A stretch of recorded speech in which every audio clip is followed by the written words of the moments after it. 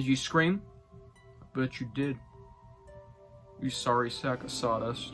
Hello everybody, my name is Goosebumps for Dummies, and yes, legally on paper, a given name at birth, Goosebumps for Dummies.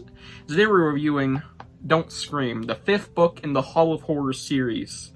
This is a very interesting book, it has a very interesting concept, and that it's even grown a cult following within the past, like, half a decade.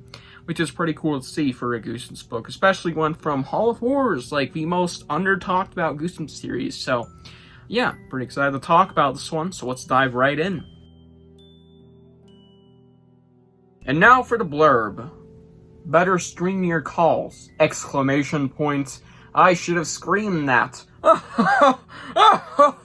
Hardy har har har, yeah. Anyways, moving on, Jack Harmon can't think of anything worse than getting picked on by the bullies at school, until he discovers an even bigger threat. When he finds his cell phone on the bus home, Jack hears a strange voice on the other end. Whoever it is wants Jack to do things. Bad things. Jack keeps trying to make his new friend happy, but everyone thinks Jack has lost his mind. How can he overcome something that he can't see, but is everywhere? And that's the end. There's no, up next, or read everywhere. Next tomorrow, Stine. No, it's kind of weird. Yeah, for being a Hall of Horrors book, which is a very short series that is under-talked about, this one was a surprising banger. I actually really like this book. So why is this book so good? Well, let's get into that now with the upsides. So this book had some fantastic writing, especially when it comes to Emmy. Emmy is the villain of the book. Yes, Emmy. Weird name for a villain. You'd expect, like, the Giga, can't say a second word, man that kills little kids or something. You know, something threatening. Maybe the Lord High Executioner or Slappy the Delian. No, it's just Emmy. But this motherfucker is not to be fucked with, alright? Emmy is a big threat.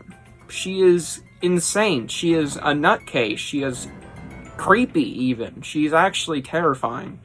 Emmy is basically the phone that this kid finds on the bus.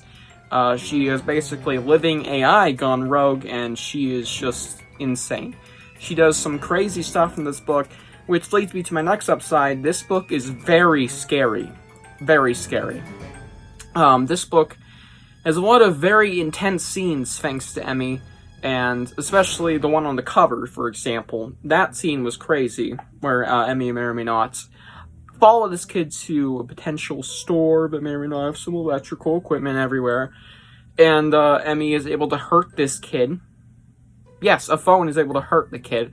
And she does some other crazy things that is just insane. This villain is not to be fucked with, like I said. The other characters are neat, especially the main character. I like where this story goes with Emmy trying to find other artificial intelligence. She's kind of an understandable villain, if you get what I mean. There's also a weird element from this book, which is robbery.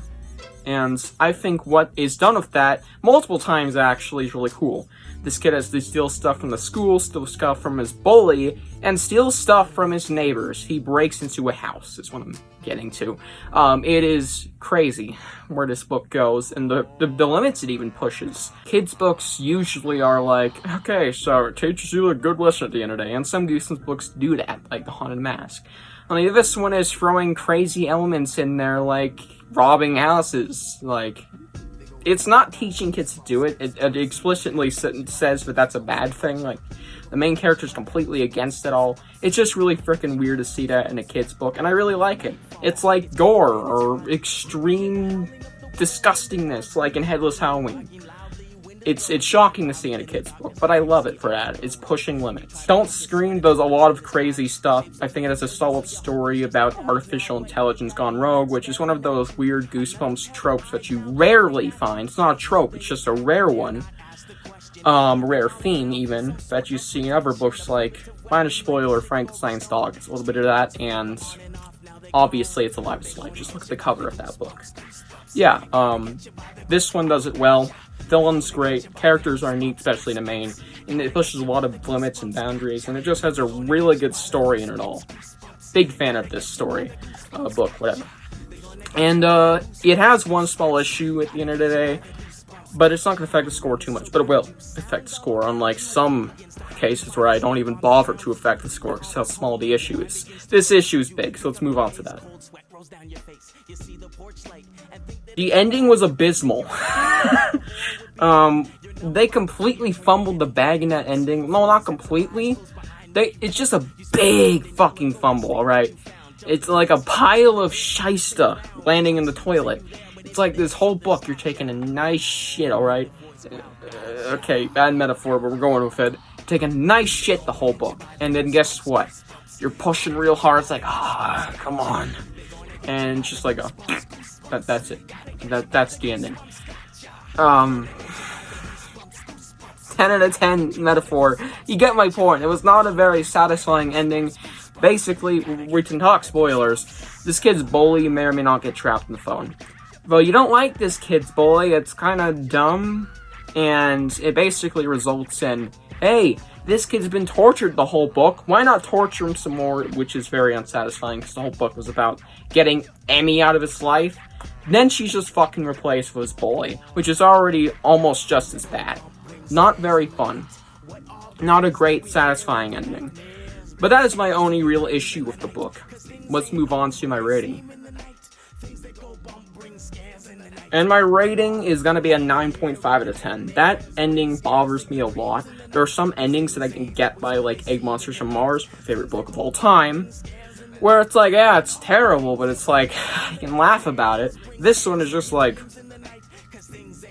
really? The book is a great horror story about artificial intelligence for kids. Of course, there's no gore or insane violence, but it has a lot of pushing limits, scary moments, and decent characters, especially Emmy. Great villain. Yeah, I highly recommend this one, and this is probably one of the most underrated, or rather slept on moderns, because not a lot of people have read this, and I think that's stupid. Yeah, read, don't scream. Don't read, don't scream. So yeah, hope you guys enjoyed. Tell me what you think of Don't Scream below. Do you love it? Do you hate it? Please tell me. I'm actually curious. I'll see you guys in the next one. Bye.